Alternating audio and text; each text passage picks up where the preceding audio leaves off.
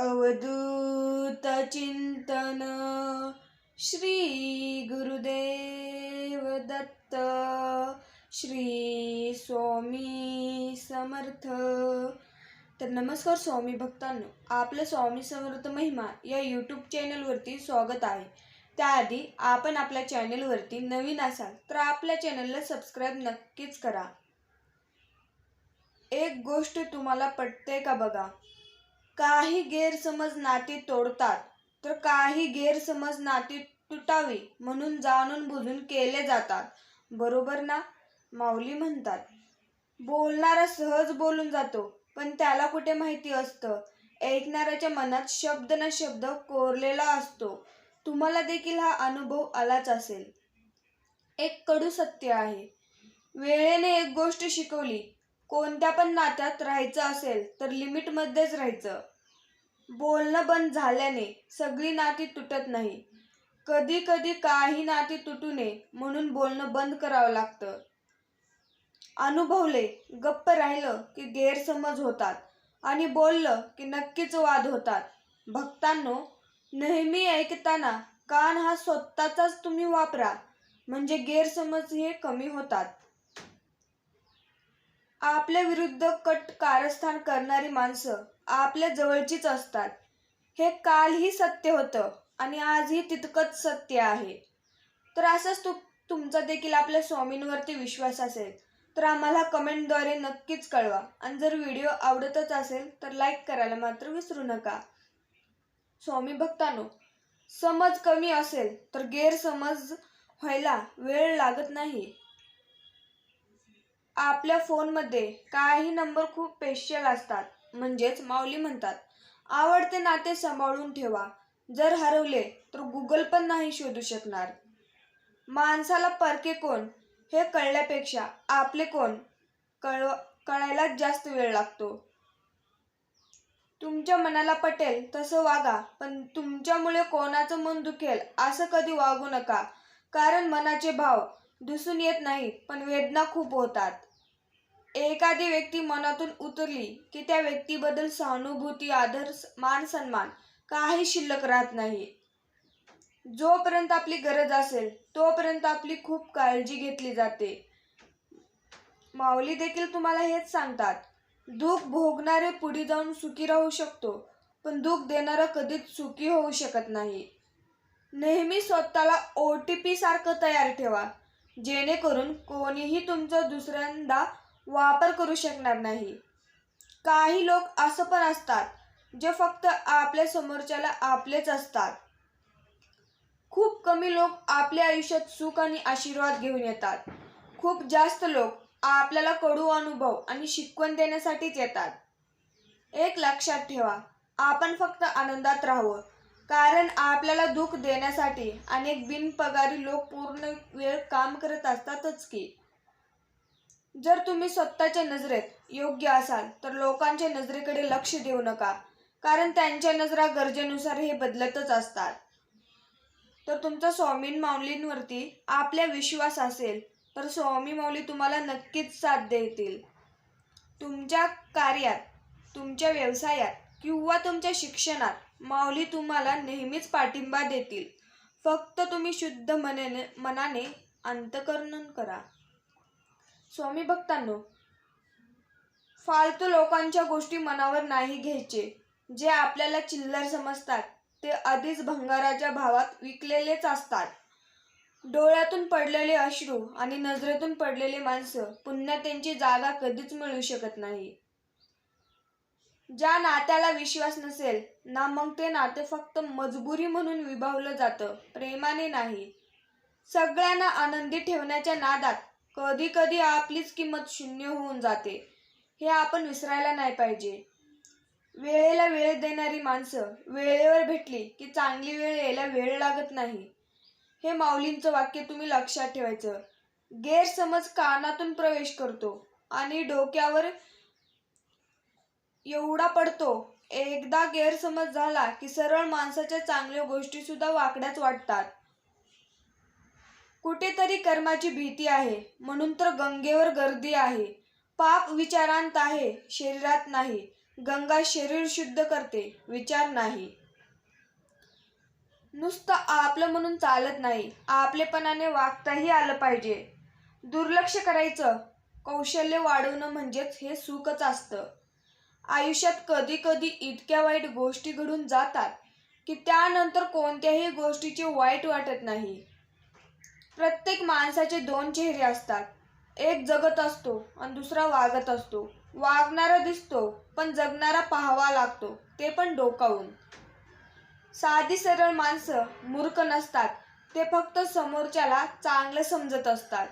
स्वामी भक्तांनो, एखाद्याने आपल्याला वाईट म्हटलं तर फारसं मनावर घेऊ नये, कारण या जगात असं कोणीही नाही ज्याला सगळे लोक चांगलंच बोलतात. ज्यांना काळजाचे घाव आणि डोळ्यातले भाव कळतात त्याच नात्याला खरा अर्थ असतो. बाकीची नाती केवळ माझी माझी म्हणून वाहिलेले व्यर्थ ओझेच असतात. नावापुरती नाती आणि गरजेपुरती माणसं आयुष्यात नसलेलीच बरं.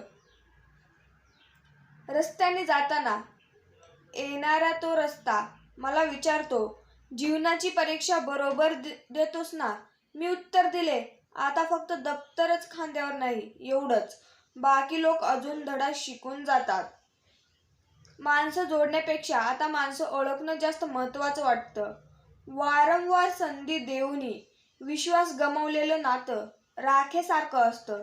अशा राखेला कितीही कुरवाळले तरी त्यातून आधीसारखा माणूस निर्माण होण्याची शक्यता शून्य होऊनच बसते. स्वामी भक्तांनो, नाव त्याचेच ठेवतात ज्यांना नाव कमवता येत नाही. आयुष्यात काही झालं तरी कधीच आपल्या आईच्या प्रेमाची तुलना कोणाशी करू नका, कारण या जगात कोणत्याही व्यक्तीचं प्रेम बदलू शकतात, पण आईचं प्रेम कोणत्याही परिस्थितीत बदलत नाही. हे तुम्ही माऊलींचे वाक्य लक्षात ठेवायचं. ठाम राहायला शिका.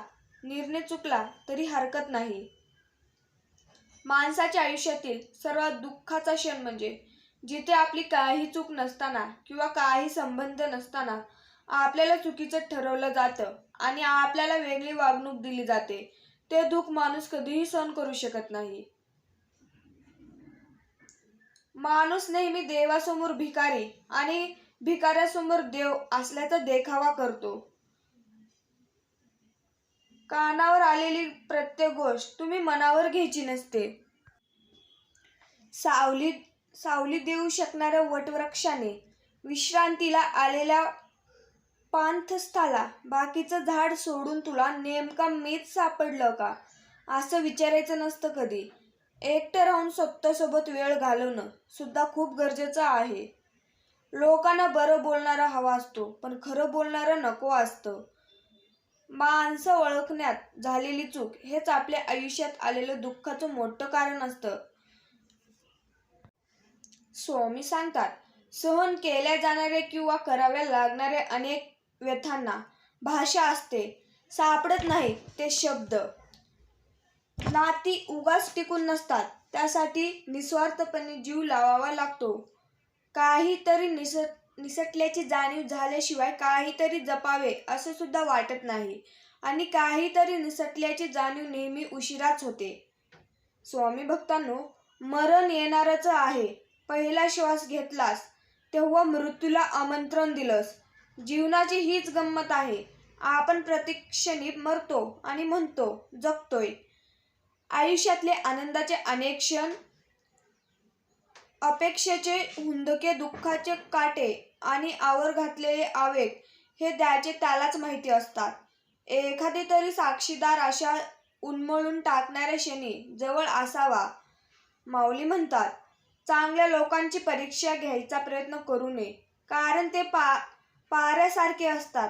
तुम्ही जेव्हा त्यांना दुखवतात तेव्हा ते मोडत नाही, पण नंतर ते हळूच व शांततेने तुमच्या संवादातून निघून जातात.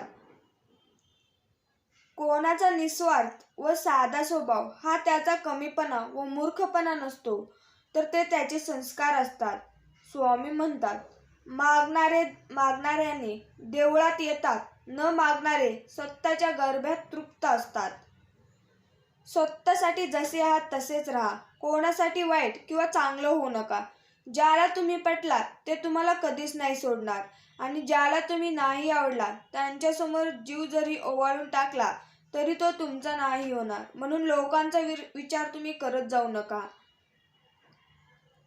समस्येच्या स्वरूपानुसार तो आकार धारण करण आणि समस्येची एकरूप होणे म्हणजेच स्वामी होणं. आयुष्य हे रांगोळीसारखं असतं. प्रत्येक दिवस वेगळा. तशीच दारापुढं काढलेली रांगोळीही ती कितीही चांगली दिसली तरी दुसऱ्या दिवशी ती पुसून काढावीच लागते आणि तेही शेणकाळ्यानं. मागच नवीन दिवसाची नवीन रांगोळी ही देखील आपल्याला काढता येते. पदवीपेक्षा शिक्षणाची कला आत्मसात करणे जास्त महत्त्वाचे असते. स्वामी म्हणतात, खूप गोड बोलणारी, अति नम्रता दाखवणारी, पाया पडणारी आणि स्तुती करणारी, अति आदर सत्कार करणारी माणसं अत्यंत धोकादायक, दांभिक, आतल्या गाठीचे, लबाड, बेरकी, संधीसाधू व विश्वासघाती असतात. तुमच्याच खांद्यावर हात ठेवून तुम्हालाच खांदा देण्याचे षडयंत्र ते रचत असतात. याउलट जी माणसं तोंडावर रागाने, कटवट, टीकात्मक, जहरी, फटकळ पण स्पष्ट बोलतात त्यांचं अंतर्मन वरच्या प्रवृत्तीपेक्षा नक्कीच चांगलं असतं. विश्वासघात करणं, फसवणं ती खरंच मनमोकळी व विश्वासू असतात. म्हणून जीवनात आपण बाकी काही करो पण माणसं वाचायला नक्कीच शिकलं पाहिजे. स्वामी म्हणतात, आयुष्यातले निर्णय चुकतात आणि मग आयुष्य चुकत जाते. कधी तर प्रश्नच कळत नाहीत आणि उत्तरही चुकत जाते. सोडवताना वाटते सुटत गेला गुंता, पण प्रत्येक वेळी एक नवीन गाठ बनतच जाते. दाखवणाऱ्याला वाट माहिती नसते, चालणाऱ्याचे ध्येय मात्र हरवून जाते. काही गोष्टी वाटत तितक्या सोप्या नसतात. अनुभव म्हणजे काय हे आपल्याला तेव्हाच कळते. आयुष्यात 2 मिनिटं कोणी माझ्याजवळ बसले नाही. आज सगळे माझ्याजवळ बसत आहेत. काही गिफ्ट तर नाही मिळालं आजपर्यंत. आज फुलं दिले जात आहेत. तरसलो होतो मी कोण्या एका हातासाठी आणि आज खांद्यावर खांदे दिले जात आहेत.